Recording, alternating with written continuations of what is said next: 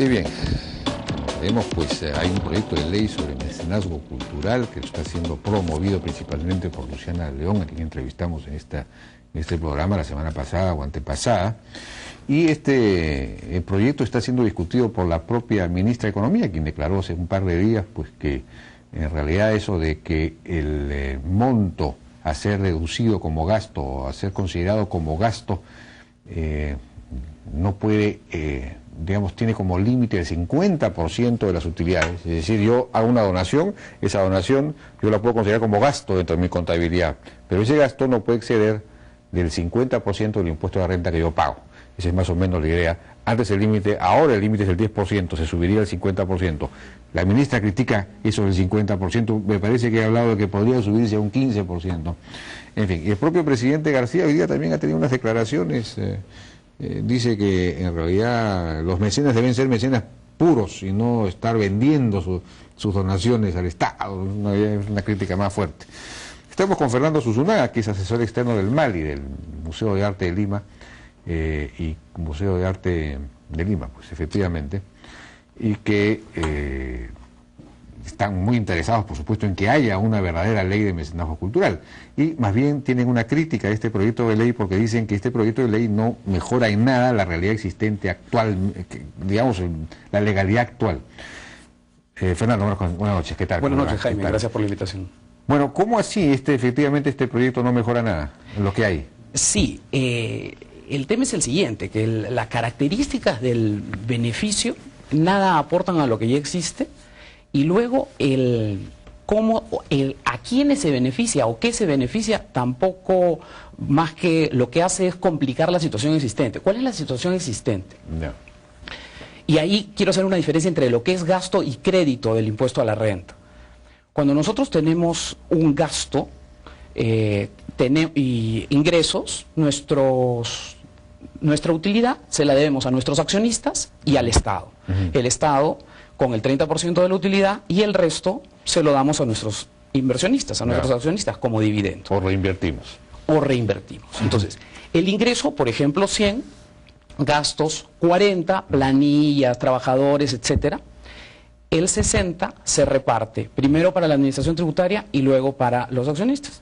El tema en concreto es que el sistema ya vigente contempla la posibilidad de deducir contra los ingresos los desembolsos que uno haga en favor de determinadas actividades filantrópicas, es decir, las donaciones en favor a asociaciones que tienen determinados fines. Eso ya es el sistema actual. Y el íntegro del desembolso pasa como gasto, que es distinto a lo que es un crédito tributario o un crédito del impuesto a la renta.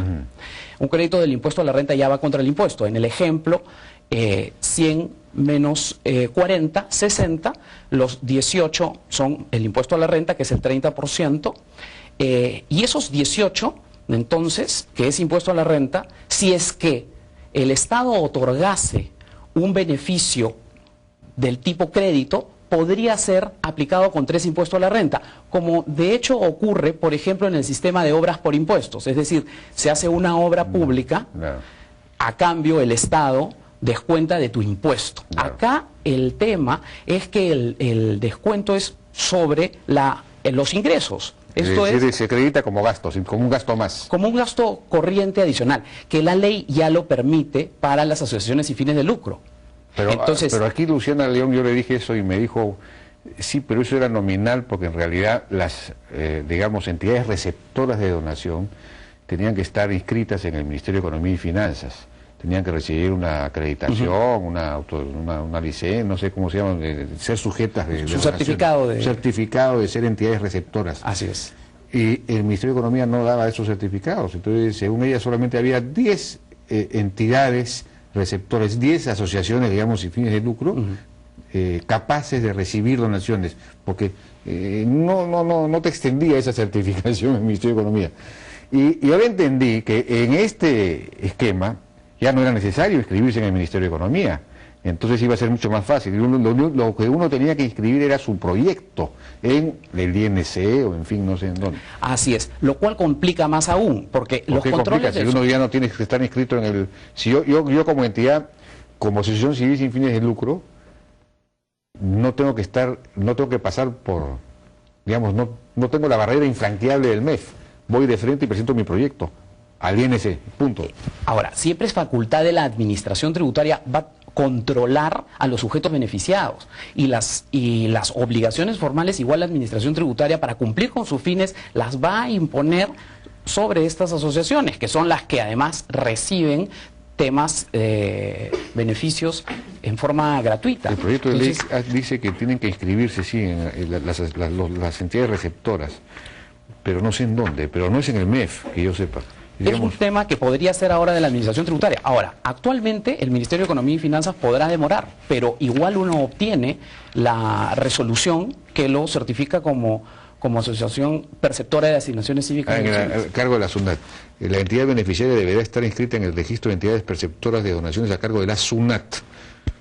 Ahora, la SUNAT podría ser más flexible. Si se va a calificar proyectos, ya ahí es donde empieza a ser inmanejable el asunto, porque ¿quién va a calificarlos? Se dice que el Instituto Nacional de Cultura. Sí. ¿Qué tipo de proyectos? Entonces ahí ya se tendría que ver el coliseo, el teatro, el anfiteatro, cuál sí, cuál no. Se forma un cuello de botella y un embudo que ya va a ir mucho más al detalle, porque ya va en función al objeto y no al sujeto. El sujeto, controlar al sujeto, controlas a 10 o a 100. En la ley actual no se necesita ese paso. No, de ninguna manera. Entonces ahora sí. Entonces se está agregando dificultades. ¿Y cuál es el centro de la discusión ahora? Veo que se centra en la discusión ahora por el tema del límite. El límite actual es el 10% de la renta neta y el proyecto plantea el 50% de la renta neta. Pero en la práctica, veamos, las empresas, el 50% de su utilidad la van a dedicar a filantropía. No. Eso no ocurre. No ocurre ni con el 10% de los grandes proyectos que podrían destinar las empresas. Entonces, digamos que el otro límite cae por su propio peso porque es irreal. O sea que la ventaja supuesta que otorga este proyecto de ley sobre la situación actual, sobre el proyecto de ley vigente, sobre la ley vigente, no es tal, en realidad es de ninguna manera. Yo creo que así es falaz y crea una expectativa y complica, porque controlar proyectos es mucho más difícil que controlar sujetos, porque por definición los proyectos van a ser mucho más que los sujetos que los reciben. Bueno, entonces, ¿cuál sería la solución?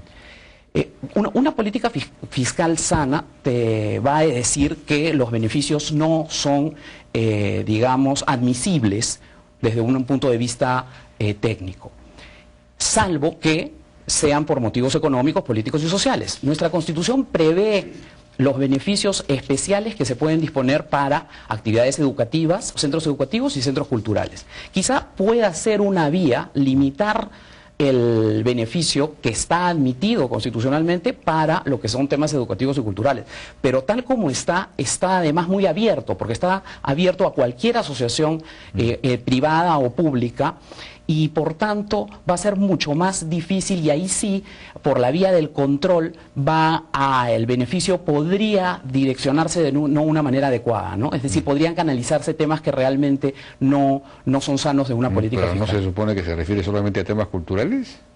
¿Esta ley? Bueno, pasa por la calificación del proyecto, ¿no? Y entonces pasa por la calificación del proyecto y ya es el Instituto Nacional de Cultura quien va a definir si califica o no califica, ¿no? Bueno, pues ese es un asunto, es una discusión que habría que profundizar, ¿no? Porque algo se requiere, pues, para estimular un poco más la cultura que no tiene apoyo, ¿no? Eso es cierto también, porque ahora las empresas de ninguna manera van a pensar en hacer este tipo de actividades altruistas si es que no tienen digamos, un tratamiento que permita que decidan gastar más en eso que gastar en otro tipo de actividades. No, pero bueno, el hecho de que tú puedas deducir como gasto la donación que haces ya es un gran avance. El problema es que si la entidad receptora, como decía Lucena León, simplemente no puede inscribirse en el MEF, porque es el que tiene el registro, porque el MEF no le da pase, entonces la ley simplemente no funciona. La ley actual, digamos, ni siquiera la ley actual funciona, por esa razón, ¿no? Bueno, Fernando Zunzunagua, muchas gracias por su participación en La Hora N.